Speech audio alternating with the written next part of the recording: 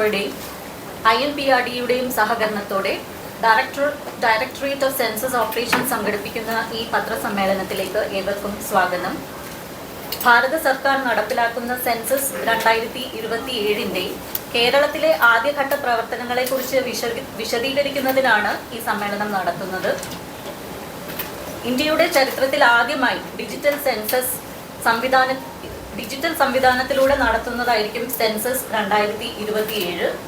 നമുക്കൊപ്പം വേദിയിലുള്ളത് Shri K Biju IAS, secretary general administration വകുപ്പ് and state nodal officer census, doctor Mitra T IAS, director of census operations and chief principal census officer Kerala, Shrimati Anukumari IAS, district collector Thiruvananthapuram and principal census officer Kerala. കേരളത്തിൽ നാളെ മുതൽ, അതായത് June 16 മുതൽ 30 വരെ self enumeration സൗകര്യം ലഭ്യമായിരിക്കും. തുടർന്ന് July 1 മുതൽ 30 വരെയാണ് ഭവന സെൻസസ് നടത്തുന്നത്. ഇനി സെൻസസ് പ്രവർത്തനങ്ങളെ കുറിച്ചുള്ള കൂടുതൽ വിശദാംശങ്ങൾ പങ്കുവയ്ക്കുന്നതിനായി ക്ഷണിക്കുന്നു സെക്രട്ടറി പൊതുഭരണ വകുപ്പ് and state nodal officer Shri K Biju IAS. നമസ്കാരം. നമുക്ക് എല്ലാവർക്കും അറിയുന്ന പോലെ സെൻസസ് ഓപ്പറേഷൻസിൻ്റെ ഫസ്റ്റ് ഫേസാണ് 2027 നടപ്പിലാക്കിക്കൊണ്ടിരിക്കുന്നത് നമ്മൾ. അപ്പോൾ ഇതിനകം തന്നെ ഭരണപരമായിട്ടുള്ള കാര്യങ്ങളും അതുപോലെ തന്നെ വിശദമായിട്ടുള്ള ട്രെയിനിങ്, സൂപ്പർവൈസേഴ്സ്, എന്യൂമറേറ്റേഴ്സ്, അതേപോലെ ഹൗസ് ലിസ്റ്റിംഗ്, ബ്ലോക്ക് ഫോർമേഷൻ ഇതെല്ലാം പൂർത്തീകരിച്ചു കഴിഞ്ഞു. ഇത് സംസ്ഥാന സർക്കാരും അതുപോലെ തന്നെ കേന്ദ്ര സർക്കാരും സെൻസസ് ഡയറക്ടറേറ്റും കൂടി സംയുക്തമായിട്ട് നടത്തുന്ന ഒരു സെൻസസ് ഓപ്പറേഷൻസാണ്. അപ്പോൾ ഭരണപരമായിട്ടുള്ള എല്ലാ കാര്യങ്ങളും പൂർത്തീകരിച്ചു കഴിഞ്ഞു. ഇനി ഒരു പ്രധാനപ്പെട്ട first phase of census 2027 first phase of census എന്ന് പറയുന്നത് സെൽഫ് എന്യൂമറേഷനാണ്. നേരത്തെ ഉള്ള സെൻസസിലൊന്നും സെൽഫ് എന്യൂമറേഷൻ എന്ന ഒരു പ്രക്രിയ ഉണ്ടായിരുന്നില്ല. ഇത് ആദ്യത്തെ ഡിജിറ്റൽ സെൻസസ് ആണ്. അപ്പോൾ നമ്മൾ സ്മാർട്ട് ഫോൺ വഴിയോ നമ്മുടെ ടാബ്ലറ്റ് വഴി, നമ്മുടെ ടാബ് വഴിയോ അതുപോലെ തന്നെ നമ്മുടെ ലാപ്ടോപ്പ് വഴിയോ വീട്ടുകളിൽ നിന്ന് തന്നെ നമുക്ക് സെൽഫ് എന്യൂമറേഷൻ പ്രക്രിയ നമുക്ക് തന്നെ ചെയ്യാവുന്നതാണ്. കേരളം ഒരു സാക്ഷരത സംസ്ഥാനമാണ്, ഹയസ്റ്റ് ലിറ്ററസി ഉള്ളൊരു സംസ്ഥാനമാണ്. നല്ലൊരു ജനകീയ മൂവ്മെൻ്റ് ആയിട്ട് സെൻസസ് 2027 മാറ്റണമെന്നാണ് നമ്മളെല്ലാവരും പ്രതീക്ഷിക്കുന്നത്. കാരണം എന്യൂമറേറ്റേഴ്സ് വരുന്ന ഒരു സമയം, അതായത് ഹൗസ് ലിസ്റ്റിംഗ് ഓപ്പറേഷൻസ് നടത്തുന്നത് അടുത്ത സ്റ്റേജ് സെൽഫ് എന്യൂമറേഷൻ എന്ന് പറയുന്നത് ജൂൺ 16 തൊട്ട് ജൂൺ 30 വരെയാണ്. അപ്പോൾ ഈ സമയത്തിൽ നമ്മുടെ വീട്ടുകളിൽ നിന്നുകൊണ്ട് തന്നെ നമ്മൾ അതുപോലെ തന്നെ എവിടെയാണോ നമുക്ക് ഫ്രീ ടൈം കിട്ടുന്നത് നമ്മുടെ ഫോണിൽ തന്നെ നമുക്ക് നമ്മുടെ ഹൗസിംഗ് സെൻസസ് അതുപോലെ ഹൗസ് ലിസ്റ്റിംഗ് ഓപ്പറേഷൻസിന് നമ്മൾ തന്നെ ഇത് ഫില്ലപ്പ് ചെയ്യാം. അതിൽ പറഞ്ഞിരിക്കുന്ന ഫോമുകൾ ഫില്ലപ്പ് ചെയ്യാം. അതെല്ലാം ഫില്ലപ്പ് ചെയ്ത് കഴിഞ്ഞാൽ അതിനകത്തൊരു കോഡ് നമുക്ക് ലഭ്യമാവും. അത് നമ്മളെ എന്യൂമറേറ്റേഴ്സ് ഹൗസ് ലിസ്റ്റിങ്ങിന് വേണ്ടി ജൂലൈ 1 ജൂലൈ 30 വരുമ്പോൾ ഇത് നമ്മൾ കാണിച്ചു കഴിഞ്ഞാൽ അവർ എന്യൂമറേറ്റേഴ്സിൻ്റെ ജോലിയും നമുക്ക് കുറയ്ക്കാൻ സാധിക്കും. നമ്മളും അതിന് അനുസരിച്ചിട്ടുള്ളൊരു സിസ്റ്റം ക്ലിയർ ആയിട്ട് തന്നെ വളരെ ക്ലിയർ ആയിട്ട് തന്നെ നമുക്ക് വലിയ ബുദ്ധിമുട്ടില്ലാതെ തന്നെ നമുക്ക് സെൽഫ് എന്യൂമറേഷൻ കാരണം നമുക്ക് ആ ഡേറ്റ എല്ലാം ആ വെബ്സൈറ്റിൽ നമുക്ക് അപ്ലോഡ് ചെയ്യാൻ സാധിക്കും. മാത്രമല്ല ഏതെങ്കിലും തെറ്റുകളുണ്ടെങ്കിൽ ആ എന്യൂമറേറ്റർ വരുന്ന സമയത്ത് തന്നെ നമ്മൾ ഈ കോഡ് ഉപയോഗിച്ചുകൊണ്ട് നമുക്കത് ക്ലാരിഫിക്കേഷൻ നടത്താൻ സാധിക്കും. അത് വിശദമായിട്ടുള്ള ഒരു പ്രസൻറ്റേഷനും കൂടി നമുക്ക് കാണിക്കാം എങ്ങനെയാണ് സെൽഫ് എന്യൂമറേഷൻ നടത്തുന്നത്. അപ്പോൾ ഡിജിറ്റൽ സെൻസസ് ആയതുകൊണ്ട് ഇതെല്ലാം പോർട്ടലിൽ നമ്മൾ ലഭ്യമാക്കാൻ സാധിക്കും. മാത്രമല്ല ഇത് തികച്ചും ഓരോ വ്യക്തികളുടെയും ഓരോ കുടുംബത്തിൻ്റെയും സ്വകാര്യത അല്ലെങ്കിൽ ഒരു പ്രൈവസി നമ്മൾ കാത്തു സൂക്ഷിക്കുന്ന ഒരു സെൻസസ് ആണ്.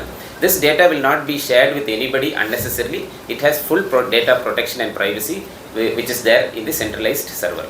അതുകൊണ്ട് അതിനെക്കുറിച്ച് ഒരു ആശങ്കയും നമുക്ക് വേണ്ട.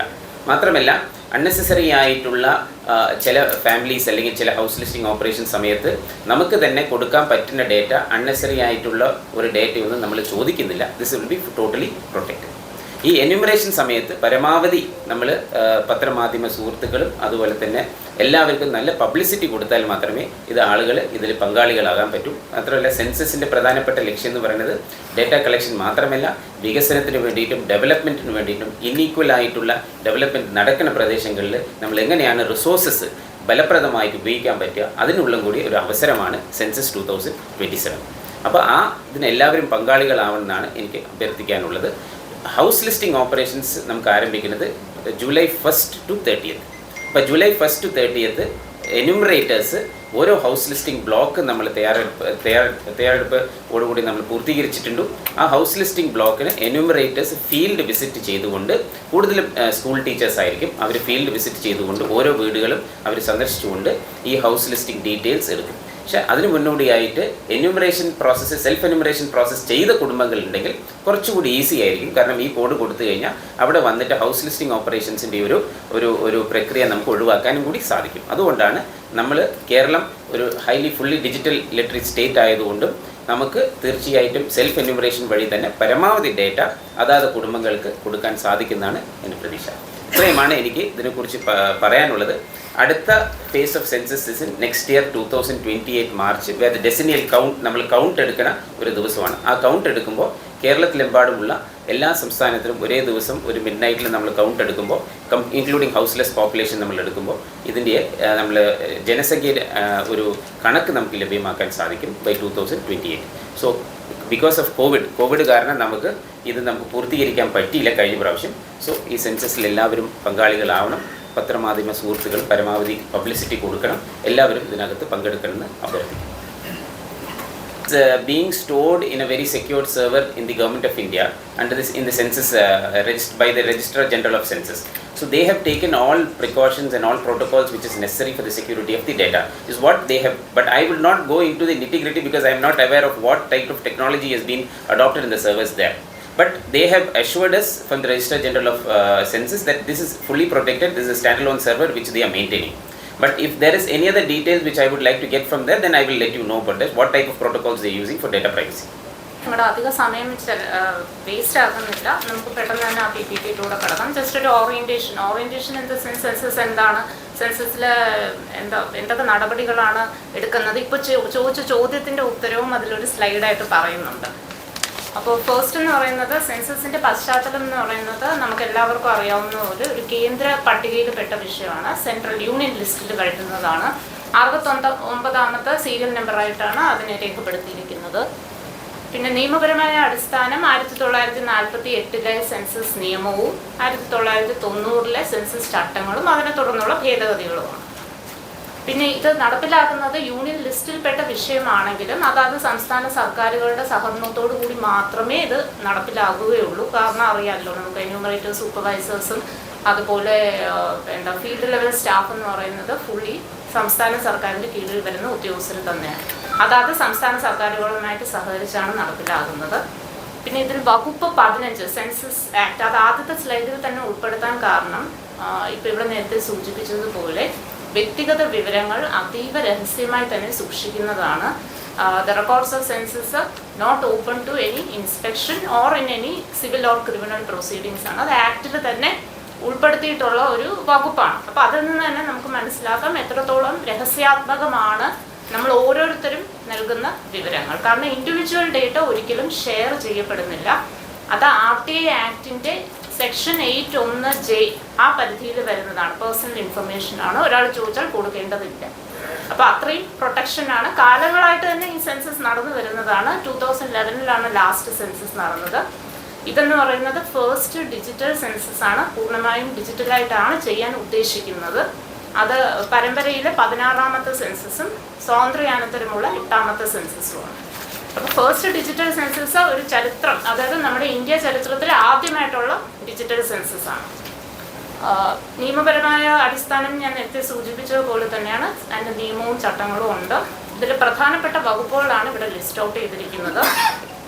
വകുപ്പ് 8ലാണ് ചോദ്യങ്ങൾ ചോദിക്കുന്നതും അതിന് ഉത്തരം നൽകാനുള്ള ബാധ്യതയും സംബന്ധിച്ച് പറയുന്നത്. അതായത് ഒരു എന്യൂമറേറ്റർ വീട്ടിൽ വന്ന് ചോദ്യങ്ങൾ ചോദിക്കുമ്പോൾ അതിന് ഉത്തരം നൽകാൻ നമ്മൾ ഓരോരുത്തരും പൊതുജനങ്ങൾ ഉൾപ്പെടെ ബാധ്യസ്ഥരാണ് എന്നുള്ളതാണ് ആ വകുപ്പിൽ സൂചിപ്പിക്കുന്നത്. അതായത് to the best of knowledge or belief നമ്മൾ ആ ചോദ്യത്തിനുള്ള ഒരു കൃത്യവും വ്യക്തവുമായ ഉത്തരം നൽകണം എന്നുള്ളതാണ് ആക്ടിലും റൂൾസിലുമായിട്ട് പറയുന്നത്. പിന്നെ വകുപ്പ് 9ലാണ് നമ്മുടെ എന്യൂമറേറ്റർമാർക്ക് ഒരു ഗൃഹത്തിൽ അല്ലെങ്കിൽ ഒരു ബിൽഡിങ്ങിൽ കയറുവാനും അവിടുത്തെ ബിൽഡിംഗ് നമ്പറും സെൻസസ് ഹൗസ് നമ്പറും രേഖപ്പെടുത്തുവാനുള്ള, അത് അഫിക്സ് ചെയ്യാനുള്ള ഒരു പെർമിഷൻ ആ ഓക്യുപ്പയർ കൊടുക്കണമെന്ന് പറയുന്നത്. പിന്നെ വകുപ്പ് 11ലാണ് സെൻസസ് നിയമപ്രകാരമുള്ള പിഴയും ശിക്ഷയും പറയുന്നത്. വകുപ്പ് 15 ഞാൻ പറഞ്ഞതുപോലെ തന്നെയാണ്. It is not subject to any criminal or civil proceeding, or it is not open to inspection എന്ന് പറയുന്നത്, unless there is a prosecution under the act. അതായത് ഇത് പൂർണ്ണമായും കോൺഫിഡൻഷ്യൽ ആയിട്ടായിരിക്കും സൂക്ഷിക്കുക എന്നുള്ളതാണ്. ആഗ്രിഗേറ്റ് ഡേറ്റ മാത്രമേ പബ്ലിഷ് ചെയ്യപ്പെടുന്നുള്ളൂ, ഇൻഡിവിജ്വൽ ഡേറ്റ പബ്ലിഷ് ചെയ്യപ്പെടുന്നില്ല. അടുത്തത് ഭരണപരമായ ഘടന എന്ന് പറയുന്നത്, ഇത് കേന്ദ്ര ആഭ്യന്തര മന്ത്രാലയത്തിൻ്റെ കീഴിലാണ് വരുന്നത്. കേന്ദ്ര ആഭ്യന്തര മന്ത്രി, കേന്ദ്ര ആഭ്യന്തര സെക്രട്ടറി, കേന്ദ്ര തലത്തിൽ നമുക്ക് registrar general and census commissioner India Shri Mrityunjay Kumar Narayana IAS ആണ്, അദ്ദേഹമാണ് ഇത് ഫുൾ നിയന്ത്രിക്കുന്നത്.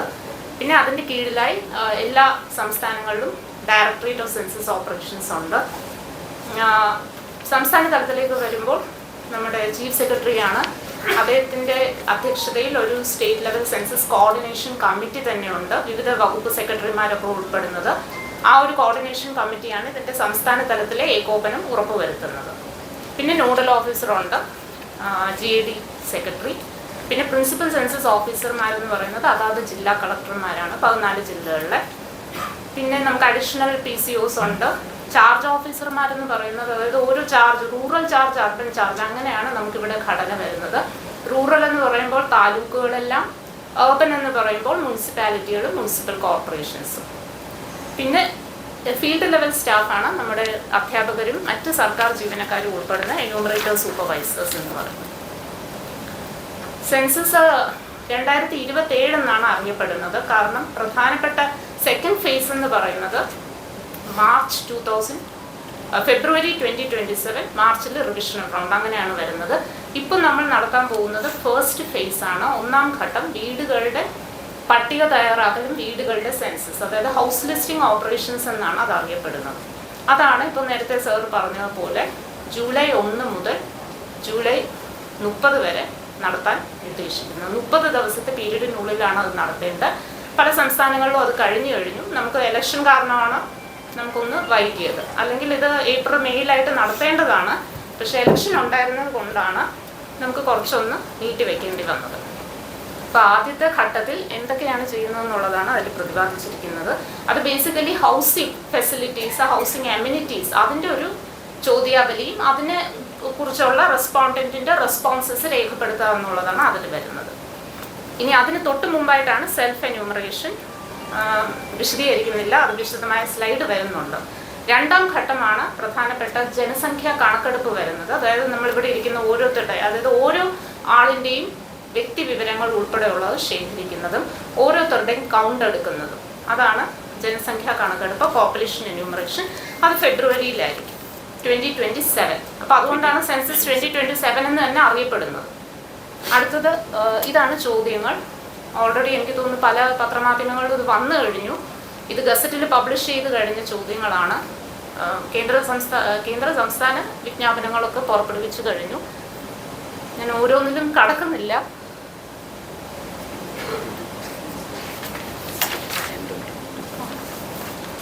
34 ചോദ്യങ്ങളാണുള്ളത്. അതിൽ 33 ചോദ്യങ്ങളായിരിക്കും ഓരോരുത്തരുടെയും വീട്ടിൽ പോയിട്ട് ശേഖരിക്കുക. ഒന്ന് ഓട്ടോ ഇൻക്രിമെന്റഡ് ആണ്, ലൈൻ നമ്പർ എന്ന് പറയുന്നത്. അപ്പോൾ അതുകൊണ്ട് അതിൽ 33 ചോദ്യങ്ങളാണ് വിജ്ഞാപനം ചെയ്യപ്പെട്ടിട്ടുള്ളത്.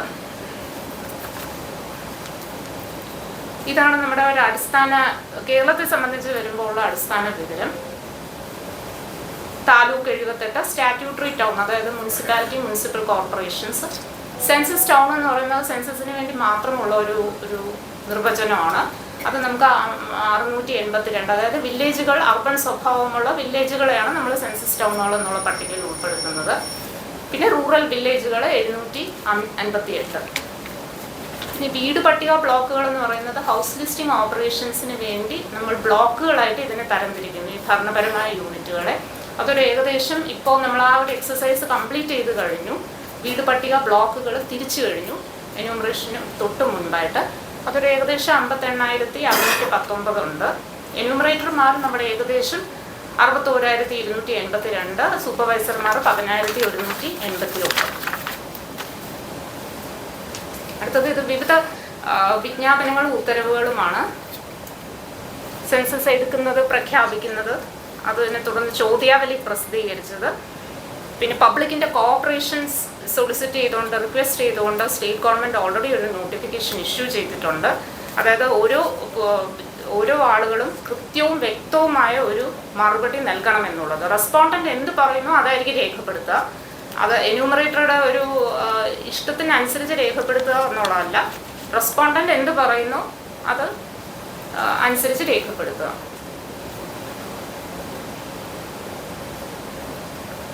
സെൽഫ് എക്സ്പ്ലനേറ്ററി ആണ്. അതായത് നമ്മുടെ സെൻസസ് ഫങ്ഷണറീസിനെ അപ്പോയിന്റ് ചെയ്ത് കഴിഞ്ഞു, ഇതിന് മുന്നോടിയായിട്ടുള്ള മീറ്റിങ്ങുകളെല്ലാം കഴിഞ്ഞു എന്നുള്ളത് സൂചിപ്പിക്കുന്നതാണ്. വിവിധ തലത്തിലുള്ള പരിശീലന പരിപാടികളാണ്. നമുക്ക് നാഷണൽ ട്രെയിനേഴ്സ് ഉണ്ട്, അതുപോലെ ജില്ലാ കളക്ടർമാരുടെയും ജില്ലാ തലത്തിലുള്ള ട്രെയിനിങ്ങുകളെല്ലാം കഴിഞ്ഞു. അത് കഴിഞ്ഞ് 46 മാസ്റ്റർ ട്രെയിനർമാരുണ്ട്, 1120 ഫീൽഡ് ട്രെയിനേഴ്സ്. 1120 ഫീൽഡ് ട്രെയിനേഴ്സാണ് ഈ പറയുന്ന എന്യൂമറേറ്റേഴ്സ് സൂപ്പർവൈസേഴ്സിനുള്ള ട്രെയിനിങ് കൊടുക്കുന്നത്. അതിലിപ്പോൾ ലാസ്റ്റ് സ്റ്റേജിലാണ് നമ്മളുള്ളത്. കേരളം എന്യൂമറേറ്റർ സൂപ്പർവൈസർമാരുടെ പരിശീലനമാണ് ഇപ്പോൾ നടന്നുകൊണ്ടിരിക്കുന്നത്. അത് 23/6 തീർക്കണം എന്നുള്ളതാണ് നമ്മുടെ ലക്ഷ്യം. പിന്നെ ഇപ്രാവശ്യത്തെ ഡിജിറ്റൽ സെൻസസിനോടനുബന്ധിച്ച് ഉപയോഗിക്കപ്പെടുന്ന ടൂൾസാണ്. അതായത് ഈ ഹൗസ് ലിസ്റ്റിംഗ് ബ്ലോക്കുകളായിട്ട് തരംതിരിക്കുക. ഹൗസ് ലിസ്റ്റിംഗ് ഓപ്പറേഷൻസിന് ഹൗസ് ലിസ്റ്റിംഗ് ബ്ലോക്സും പോപ്പുലേഷൻ എന്യൂമറേഷന് എന്യൂമറേഷൻ ബ്ലോക്സ് എന്നിങ്ങനെയാണ് നമ്മുടെ 2 കോൺസെപ്റ്റ് വരുന്നത്. അപ്പോൾ ഈ ഹൗസ് ലിസ്റ്റിംഗ് ബ്ലോക്സ് തരംതിരിച്ചിരിക്കുന്നത് ഒരു വെബ് മാപ്പിംഗ് ആപ്ലിക്കേഷൻ വഴിയാണ്. അത് കംപ്ലീറ്റ് ചെയ്ത് കഴിഞ്ഞു. ഇനി നമ്മുടെ സെൽഫ് എന്യൂമറേഷൻ പോർട്ടലാണ് രണ്ടാമത്തെ ഡിജിറ്റൽ ടൂൾ എന്ന് പറയുന്നത്. ജൂൺ 16 മുതൽ, അതായത് നാളെ മുതലാണത് പ്രാബല്യത്തിൽ അത് ഓപ്പൺ ആവുക. അപ്പോൾ നമുക്ക് ഓരോരുത്തർക്കും അതിൽ കയറി കൃത്യമായ വിവരങ്ങൾ രേഖപ്പെടുത്താവുന്നതാണ്. പിന്നെ HLO, അതായത് ജൂലൈ 1 മുതൽ ആരംഭിക്കുന്ന ഹൗസ് ലിസ്റ്റിംഗ് ഓപ്പറേഷൻസിൽ HLO ആപ്പാണ് നമ്മൾ എന്യൂമറേറ്റേഴ്സും സൂപ്പർവൈസേഴ്സും ഉപയോഗിക്കുക. അതുവഴിയായിരിക്കും എൻട്രി വരുത്തുക. പിന്നെ ഇതെല്ലാം നിരീക്ഷിക്കുന്നതിനും എന്തെങ്കിലും ഡിസ്ക്രിപ്പൻസീസ് ഉണ്ടെങ്കിൽ കണ്ടുപിടിക്കുന്നതിനുമായിട്ട് നമുക്കൊരു census management and monitoring system CMMS പോർട്ടലുണ്ട്. അപ്പോൾ അതുവഴിയായിരിക്കും വിവിധ തലങ്ങളിലുള്ള നിരീക്ഷണം നടത്തുക. അതായത് ഇപ്പോൾ കളക്ടർമാർക്കായാലും ചാർജ് ഓഫീസേഴ്സിനായാലും ഡയറക്ടർക്കായാലും സെക്രട്ടറിക്കായാലും ഒക്കെ അതിൽ കയറി പരിശോധിക്കാവുന്നതാണ്. റിപ്പോർട്ട്സ് എല്ലാം ജനറേറ്റ് ചെയ്യപ്പെടും. പിന്നെ ഇത് മൊബൈൽ ആപ്പിൻ്റെ ഒരു ഡിസ്ക്രിപ്ഷനാണ്. 16 ഭാഷകൾ ലഭ്യമാണ്. ഈ ആപ്പുകളെല്ലാം ഡെവലപ്പ് ചെയ്തിരിക്കുന്നത് ORG, അതായത് office of the registrar general ഇന്ത്യയാണ്. അവിടെ നിന്നാണ് ഇതെല്ലാം ഈ ആപ്പുകളുടെ എല്ലാം ഡേറ്റ ശേഖരണവും നേരത്തെ സൂചിപ്പിച്ചതുപോലെ സെർവേഴ്സിലോട്ട് സിങ്ക് ചെയ്യുന്നതും എല്ലാം പരിശോധിക്കുന്നത്. ഇതാണ് സെൽഫ് എന്യൂമറേഷൻ. ജൂൺ 16 മുതൽ 30 വരെ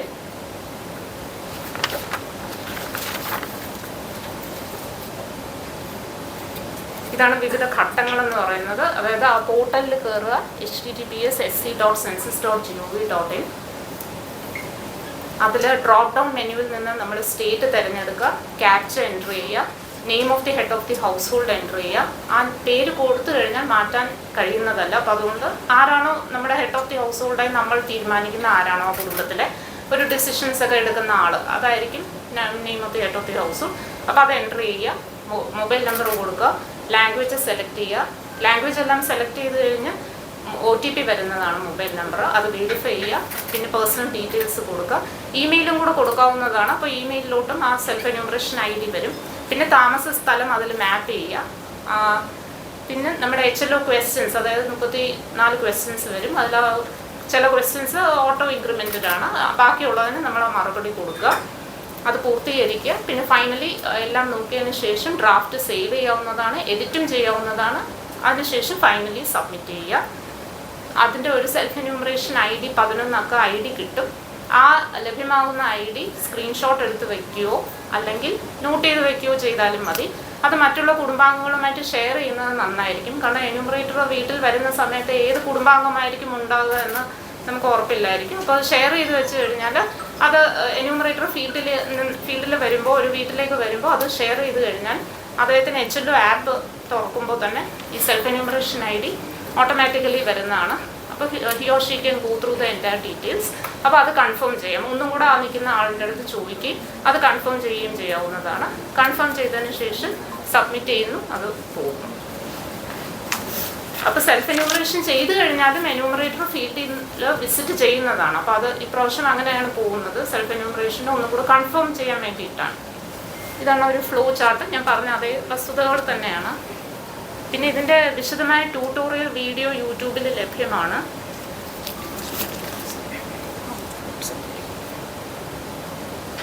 അടുത്തത് ഡേറ്റ സുരക്ഷയുടെ ചോദ്യത്തിൻ്റെ ഈ ഡേറ്റ സെൻറ്റേഴ്സ് ഉണ്ട്. അതായത് പല ബാംഗ്ലൂരു, ലക്നൗ, ഡൽഹി എന്നിവിടങ്ങളിലായിട്ട്. അപ്പോൾ അവിടെയാണ് ഇത് ക്രിട്ടിക്കൽ ഇൻഫർമേഷൻ ഇൻഫ്രാസ്ട്രക്ചറായിട്ടാണ് ഡിക്ലെയർ ചെയ്തിരിക്കുന്നത്. അപ്പോൾ അതിൻ്റെ സുരക്ഷാ ഓഡിറ്റുകളൊക്കെ നടക്കുന്നുണ്ട്.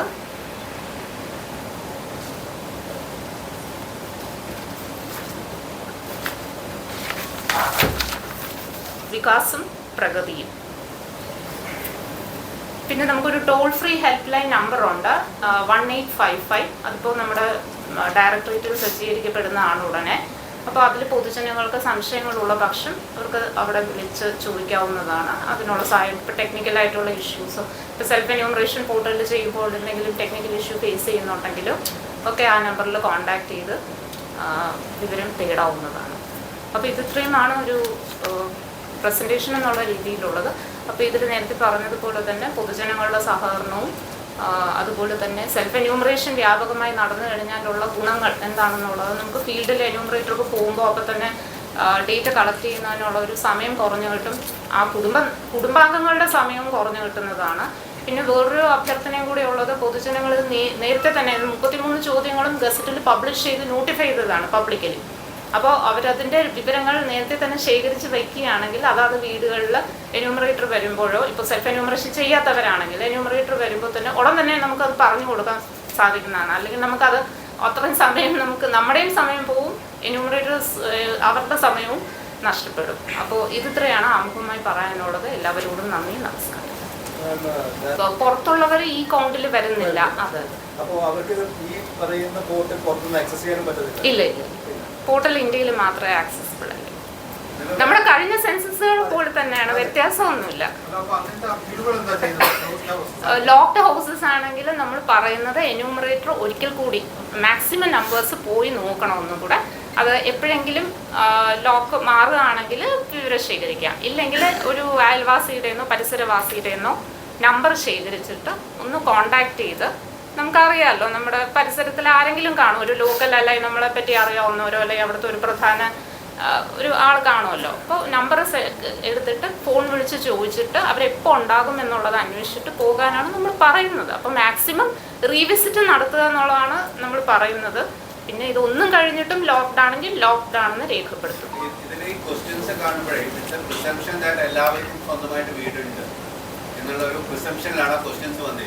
But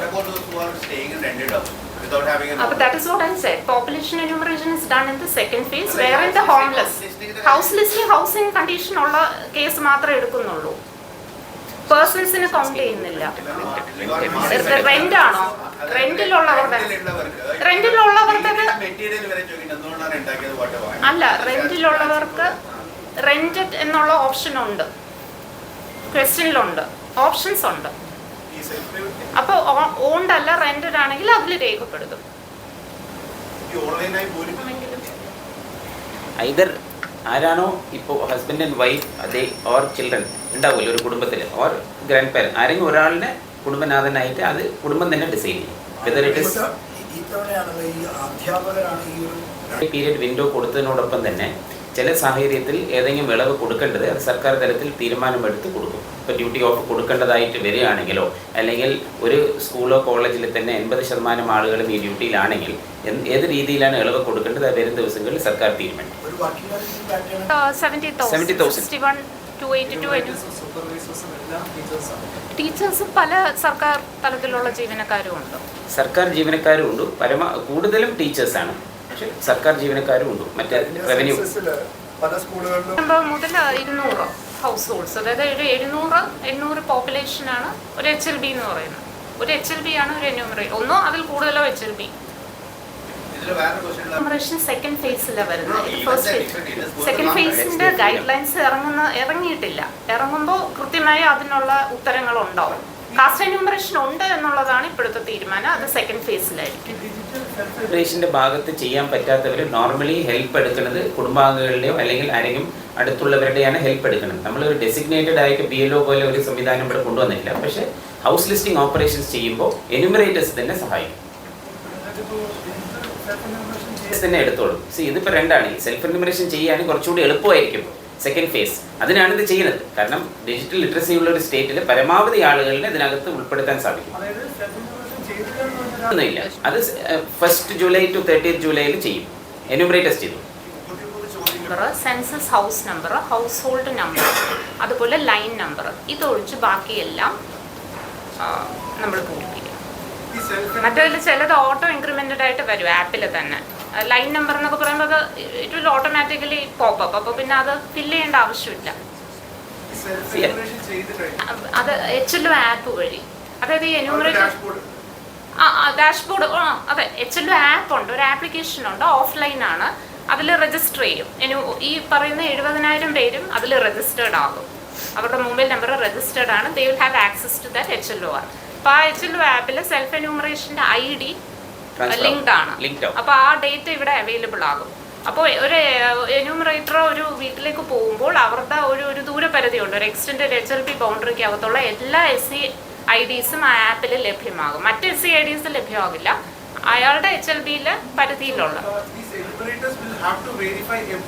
verify it because it is already self enumeration. Once you do the self enumeration, it is already there in that particular house listing block. So when the enumerator of that particular house listing block goes there, he will automatically get that data feeded and he will verify.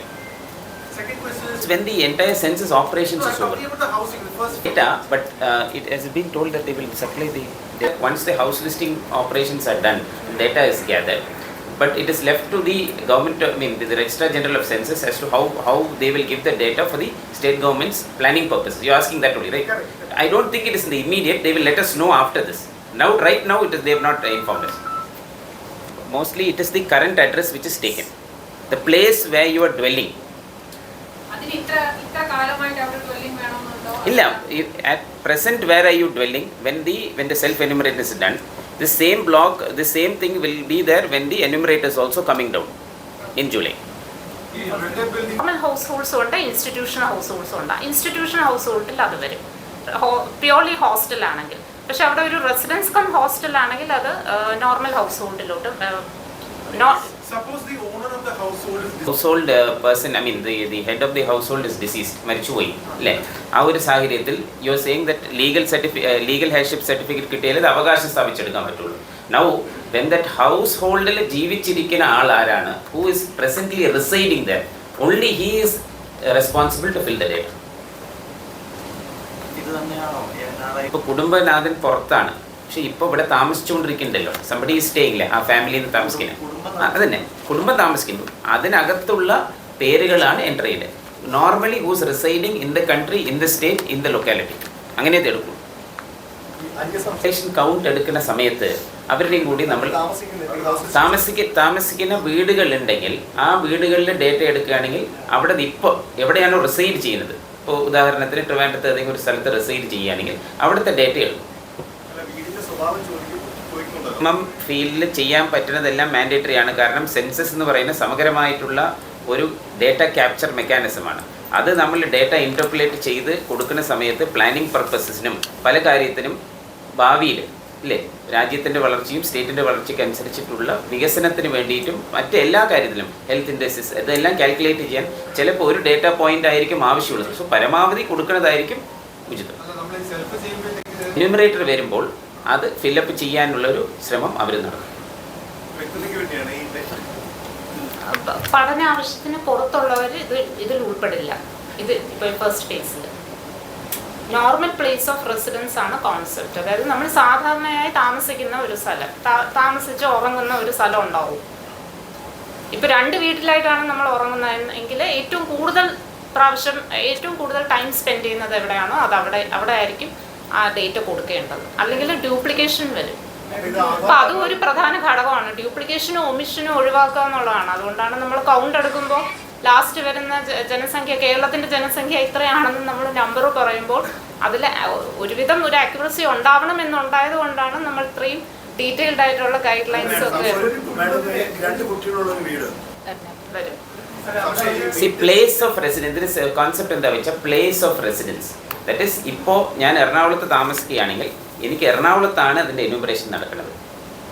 Suppose ഞാനിപ്പോൾ ട്രിവാൻഡ്രത്ത് താമസിക്കുകയാണ്, at the place of residence അവിടെ ആരൊക്കെയാണ് ഉള്ളത് അവരാണ് enter ചെയ്തത്. അത്രയും institutional house ഹോൾഡായിട്ട് അവിടുത്തെ ഹൗസ് ലിസ്റ്റിംഗ് ബ്ലോക്കിൽ ഉൾപ്പെടുത്തും. അഡ്രസ് എന്ന് പറഞ്ഞ ഇവിടെ നമ്മൾ ഇതിനൊപ്പം നടക്കും, ഇതിൻ്റെ കൂടെ നടക്കും. സെൽഫ് എന്യൂമറേഷനും എന്യൂമറേഷൻ്റെ കൂടെ നടക്കും. That is from July 1st to 30th. Housing data these enumerators will be using that will be given by the local government. How is it like? How do they identify these houses? These houses are identified by the respective ജില്ലകളിലുള്ള ജില്ലാ കളക്ടർമാർ. they have already carved out the house listing blocks. ആയിട്ടുള്ള 200 വീടുകൾ, ആ ബ്ലോക്കുകൾ ഒരു ഉദാഹരണത്തിന് ഒരു വാർഡിനകത്തുള്ള ജനസംഖ്യ പോലെ ആ ഹൗസ് ലിസ്റ്റിംഗ് പറഞ്ഞ houses, number of houses which includes residential houses, which includes വാടകയ്ക്കുള്ള വീടുകൾ, which includes institutional household, ഇതെല്ലാം കൂടി ചേർന്നതാണ് ആ ഹൗസ് ലിസ്റ്റിംഗ്. ഇതിൻ്റെ ഒരു കൺഫ്യൂഷൻ ഒന്നുമില്ല. ഇറ്റ് ഈസ് ബേസിക്കലി എവിടെയാണ് the place way you stay presently. ഇപ്പോൾ നിലവിൽ എവിടെയാണോ താമസിക്കുന്നത് that is decided as the house hold. നിയമത്തിൽ പറയുന്ന ശിക്ഷ ലഭിക്കും. FIR രജിസ്റ്റർ അത് ഇംപ്രിസൺമെന്റും ഉണ്ട്, 1000 രൂപ ശിക്ഷയും ഉണ്ട്. അങ്ങനെ സംഭവിക്കാതിരിക്കാൻ വേണ്ടിയാണ്. അങ്ങനെയല്ല, ബേസിക്കലി ഇതൊരു എക്സസൈസ് ഇൻ നേഷൻ ബിൽഡിംഗ് അല്ലേ. അപ്പോൾ പൊതുവേ എല്ലാവരും സഹകരിക്കണമെന്നാണ് നമ്മൾ പറയുന്നത്. അങ്ങനെ ഒരു രീതിയിലോട്ട് പോണത് ശരിയല്ല. പക്ഷേ still that is there defined in the act. അത്രേ ഉള്ളൂ.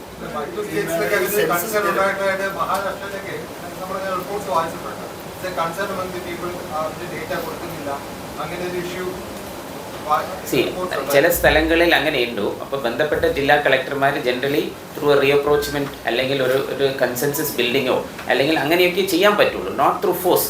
ജനറലി നമ്മൾ സംസ്ഥാനത്ത് അങ്ങനെ ചെയ്യാനൊന്നും ഉദ്ദേശിക്കുന്നില്ല. സ്റ്റിൽ എല്ലാവരും സഹകരിക്കണമെന്ന് മാത്രമേ നമുക്ക് അഭ്യർത്ഥിക്കാൻ പറ്റുള്ളൂ. എക്സ്ട്രീം കേസസ് നിർബന്ധമായിട്ട് ഒരു ഏരിയയിൽ പോയിട്ട് മനഃപൂർവ്വം ചെയ്യുകയാണെങ്കിൽ മാത്രം then we will have to see some other mechanism. That is a last resort മാത്രമേ എടുക്കൂ. ഹീസ് നോട്ട്, അത് അവിടെ റിസൈഡ് ചെയ്യണം. അവിടുത്തെ ഹൗസ് ലിസ്റ്റിംഗ് ബ്ലോക്ക് സപ്പോസ് മഹാരാഷ്ട്രയിലാണെങ്കിൽ അവിടുത്തെ ഹൗസ് ലിസ്റ്റിംഗ് ബ്ലോക്കിന്റെ ഭാഗവും. Outside India is not part of this.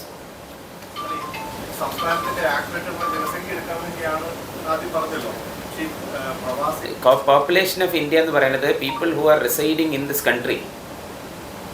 വിദേശത്ത് പോണവരല്ലല്ലോ. പക്ഷേ they are Indians but who have gone out. പക്ഷെ who are residing at A point of time. നമ്മൾ കാൽക്കുലേറ്റ് ഫെബ്രുവരി ഇത് മിഡ് നൈറ്റ് എന്ന് പറയുമ്പോൾ പോപ്പുലേഷൻ കൗണ്ട് ഹെഡ് കൗണ്ടാണ്. എത്ര പേരാണ് ഇൻക്ലൂഡിങ് ഹൗസ്ലെസ് ഹോംലെസ് ആളുകൾ ഇവിടെ ഈ കൺട്രിക്കകത്ത് ആ സമയത്ത് പർട്ടിക്കുലർ പോയിന്റ് ഇൻ ടൈമിൽ ഉള്ള ജനസംഖ്യയാണ്. അതാണ് ജനസംഖ്യ. Foreigners also will get counted. ആരൊക്കെ ചിലപ്പോൾ foreigners they would come for some tourism purposes. അവരുടെയും ഹെഡ് കൗണ്ട് എടുക്കുമ്പോൾ അവരെയും കൂടി എടുക്കും. So the total population as on midnight, that is on February in 2020, അതാണ് പോപ്പുലേഷൻ കൗണ്ട്. അപ്പോൾ വിദേശത്തുള്ളവരിനൊന്നും ഇതിനകത്ത് വരില്ല. They are in some other country. ഈ കൺട്രിക്ക് അകത്തുള്ളതാണ് ആസ് ഓൺ മിഡ്നൈറ്റ്. ഡിഫറൻസ് ഉണ്ടാവുമല്ലോ. ഇപ്പോൾ പോപ്പുലേഷൻ കൗണ്ട് എന്ന് പറയുന്നത് ഡിഫറെൻ്റ് ആണല്ലോ. ഇത് ഹൗസ് ലിസ്റ്റിംഗ് ബ്ലോക്സിൽ ഹൗസിൻ്റെ ഡീറ്റെയിൽ ഹൗസ് ഹോൾഡ് സർവേ ആണത്. മറ്റേത് complete population enumeration at A particular point in time ആണ് സെൻസസ്. യെസ്, ബേസ് ഉണ്ടാവുമല്ലോ. കാരണം ഈ എന്യൂമറേറ്റേഴ്സിൻ്റെ ഡേറ്റ ഓൾറെഡി അവിടെ ഉണ്ടല്ലോ. ദെൻ പോപ്പുലേഷൻ കൗണ്ട് പോകുമ്പോൾ ഹൗസ് ഹോൾഡ് മാത്രമല്ല, നമ്മൾ സ്ട്രീറ്റിലും ടൗണിലും ബാക്കിയുള്ള സ്ഥലങ്ങളെല്ലാം കൂടി എടുക്കുമ്പോഴാണ് പോപ്പുലേഷൻ കൗണ്ട് വരുന്നത്. അപ്പോൾ this is a reference date. It is a reference date. House ലിസ്റ്റിംഗിലല്ല, പോപ്പുലേഷൻ എന്യൂമറേഷനിൽ ഡിഫറൻസ് വരും. നമ്പർ അല്ല, ഫസ്റ്റ് ഫേസിൽ എടുക്കുന്ന HLPസിനെ വെച്ചിട്ടാണ് നമ്മൾ സെക്കൻഡ് ഫേസിലുള്ള എന്യൂമറേഷൻ ബ്ലോക്സ് തിട്ടപ്പെടുത്തുന്നത്. അപ്പോൾ what you said is right. ഇതാണ് ഫ്രെയിം എന്ന് പറയുന്നത്. അതായത് HLPs ഡിവൈഡ് ചെയ്ത് വയ്ക്കുന്നു. എന്നിട്ട് പോപ്പുലേഷൻ എന്യൂമറേഷനിൽ വരുമ്പോൾ ഇത് കൂട്ടണോ കുറയ്ക്കണോ എന്ന് ഒന്നും കൂടെ വർക്ക് ലോഡ് ഡിസ്ട്രിബ്യൂഷന് വേണ്ടി ആ സമയം എന്യൂമറേറ്റർ സൂപ്പർവൈസർ.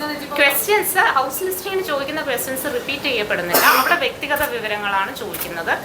പേര്, നമ്മൾ എത്ര വരെ പഠിച്ചു എന്നുള്ളത് സാധാരണ സെൻസസിൽ ചോദിക്കുന്ന ചോദ്യങ്ങളാണ്. ഇപ്രാവശ്യം കാസ്റ്റും കൂടെ വരുന്നു എന്നുള്ളതേ ഉള്ളൂ.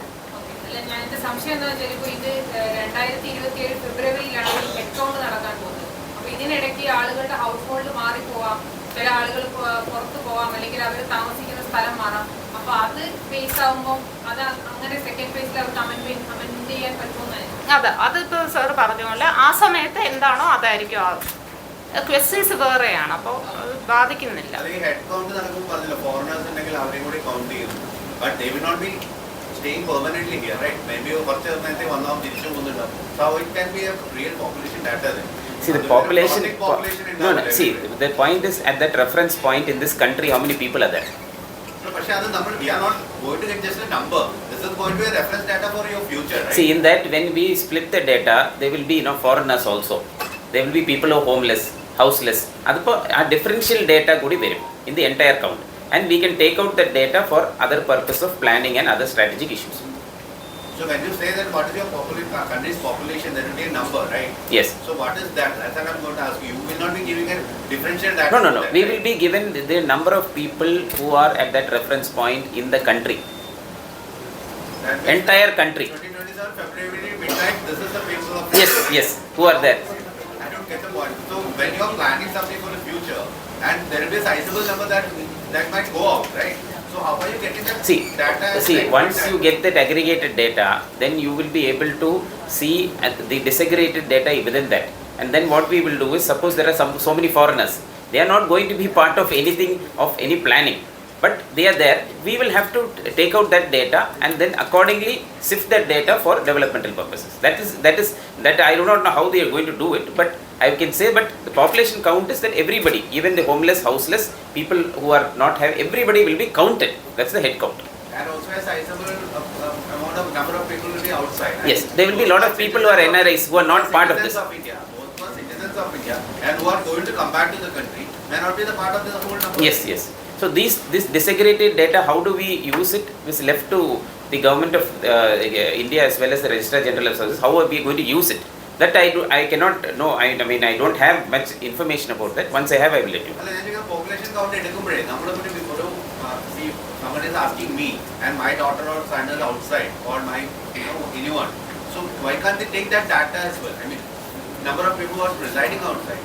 Then you will get the right number. Otherwise, this is like large number of people who are residing outside the country. എൻ്റെ സുഹൃത്തെ, നമ്മളിപ്പോൾ ഒരു മീറ്റിംഗ് ഇവിടെ നടത്തുന്നു. 11 മണിന്ന് ഫിക്സ് ചെയ്തിട്ടല്ലേ മീറ്റിംഗ് നടത്തുന്നത്. അത് ജസ്റ്റ് ലൈക്ക് ദാറ്റ് നമ്മളൊരു റെഫറൻസ് പോയിന്റ് വെച്ചിട്ട് വേണം ആ സമയത്ത് നോർമൽ റെസിഡൻസ് ആയിട്ടുള്ള ആരൊക്കെയാണ് എന്നുള്ളവരുടെ കൗണ്ട് എടുക്കുന്നത്. അല്ലാതെ നമുക്ക് എടുക്കാൻ പറ്റില്ല. How will you go? Some person may die, ഒരാൾ ബോൺ ആകാം, കുട്ടികളെ വരും. അപ്പോൾ അതിനു വേണ്ടിയാണ് നമ്മളൊരു റിവിഷണൽ റൗണ്ട് March 1 to 5 വരെ വെച്ചിട്ടുള്ളത്. ആ സമയത്ത് എന്യൂമറേറ്റർ ഒന്നും കൂടി വീടുകളിൽ പോയി അങ്ങനെയാണ് ചെയ്യണം എന്നാണ്. അത് വന്നിട്ടില്ല അതാണ് ഞാൻ പറയുന്നത്. phase 2 ഗൈഡ് ലൈൻസ് വന്നിട്ടില്ല. അപ്പോൾ ആ phase 2 കൃത്യമായ ഗൈഡ് ലൈൻസ് വരുമ്പോൾ നമുക്ക് ഒരിക്കൽ കൂടി ഇങ്ങനെ ഇരുന്ന് ആ സമയം ഡിസ്കസ് ചെയ്യാവുന്നതേ ഉള്ളൂ.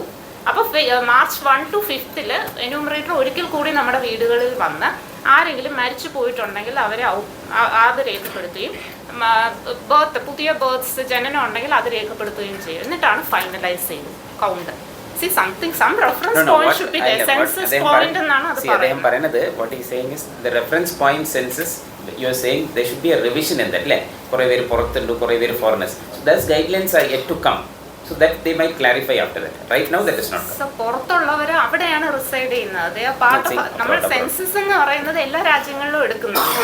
അപ്പോൾ അവരവിടെ കൗണ്ട് ചെയ്യും. അവരിവിടെ കൗണ്ട് ചെയ്യണം എന്നാണ് താങ്കൾ ആവശ്യപ്പെടുന്നത്. അതായത് but they are residing there, so they are part of that. ആ ഒരു അവിടുത്തെ ഗവൺമെന്റിന്റെ വെൽഫെയർ സ്കീംസോ പോളിസീസോ ആണ് അവർക്ക് വരുന്നത്. ഇവിടെ നമ്മൾ പറയുന്നത് NRIs, നോൺ റെസിഡന്റ് ഇന്ത്യൻസ് എന്നാണ് പറയുന്നത്. അപ്പൊ റെസിഡന്റ് സെയിം, നമ്മൾ ഒരു വ്യത്യാസവും ഇല്ല. അതുകൊണ്ടാണ് ഞാൻ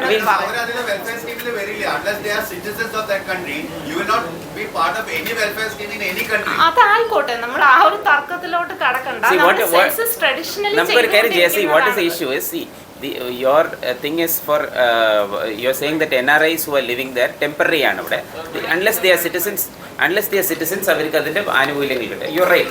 But the point is, census is only a reference point for a head count of the citizens or the people who are residing in this country at that point in time. അതാണ് നമ്മൾ reference point ആയിട്ട് എടുത്തിട്ടുള്ളത്. Now, the other aspects is a policy level issues. How do we tackle this with data? That we will see what is your questions, whether they going to give us new guidelines regarding this. We will let you know. Okay, thank you. ഇപ്പോൾ വീട്ടിൽ താമസിക്കുന്ന 10 പേരുണ്ട് താമസിക്കുന്നത്. ആ സമയത്ത് പോകുമ്പോൾ 3 പേരേ ഉള്ളൂ. ഈ ബാക്കിയുള്ള 7 പേര് പുറത്ത് എവിടെയെങ്കിലും ജോലിക്ക് പോയി. പക്ഷെ അവർ തിരിച്ചു വരുന്ന ആ വീട്ടിൽ തന്നെയാണല്ലോ റിസൈഡിങ് ഹൗസ്. ഇപ്പോൾ എറണാകുളത്ത് പോയി ഒരു ഇൻസ്റ്റിറ്റ്യൂഷണൽ ഒരു ഹോസ്റ്റലിൽ താമസിക്കുന്നത് അവിടെയാണ് രേഖപ്പെടുത്തുന്നത്. ബിക്കോസ് കുറേ കാലമായിട്ട് അവിടെയാണ് റിസൈഡ് ചെയ്യുന്നത്. പഠിത്തത്തിന് പോയി ഹോസ്റ്റലിലാണ് അത് ഇൻസ്റ്റിറ്റ്യൂഷണൽ ഹൗസ് ഹോൾഡ് ആണെങ്കിൽ അതാണ് റെസിഡൻസ് ആയിട്ട് കണക്കാക്കുക. ഈ പോയിന്റ് ഇൻ ടൈമിൽ ഇവിടെ താമസിച്ചുകൊണ്ടിരിക്കുന്നത് അപ്പോൾ കണ്ടിന്യൂസ് ആയിട്ട് റിസൈഡ് ചെയ്യുന്ന ആളുകളുടെ ഡേറ്റയാണ് കുടുംബനാഥം കൊടുക്കുന്നത്. അപ്പോൾ ഇവര് നമ്മുടെ ഇപ്പൊ ഈ വീട്ടിൽ ഉള്ളവരുടെ തന്നെ അപ്പൊ വേറെ വിട്ടുപോകുന്നില്ല, അവരെയാണ് ആക്കുന്നത്. അവിടെയാണ് താമസം. എവിടെയാണോ താമസമല്ലേ ഇവിടുന്ന് വിട്ട് എന്തെങ്കിലും കാര്യങ്ങൾക്ക് അത് കുഴപ്പമില്ല, അത് ഇവിടെ തന്നെ കൊടുക്കുള്ളൂ ഡേറ്റ. ഒരു കാര്യത്തിന് പോയിരിക്കുകയാണ്, ഇപ്പോൾ എറണാകുളത്ത് ഒരു മീറ്റിങ്ങിന് പോയി തിരിച്ചു വരുന്ന ആളാണെങ്കിൽ ഇവിടെയല്ലേ താമസിക്കുന്നത്. അപ്പോൾ ordinary residing in that house അതാണ് വേർഡ്. ഇല്ല ഇല്ല ഇല്ല ഇല്ല. നാളെ പോർട്ടൽ എത്ര മണിക്കാണ്? 6 മണി മോർണിംഗ് 6 AM. സെൻസസ് അല്ല 10 വർഷത്തിൽ ഒരിക്കലും. And also we lost out Covid കാരണം. Okay, thank U.